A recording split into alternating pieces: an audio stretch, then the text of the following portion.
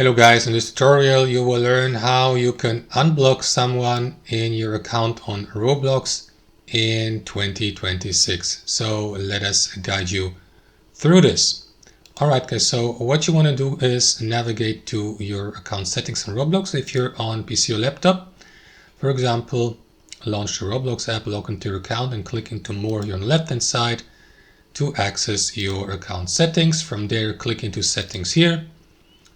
Next, choose privacy and content restrictions.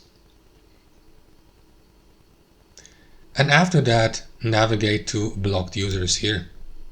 You will see all users you have currently blocked for the given account. Click into unblock here, confirm.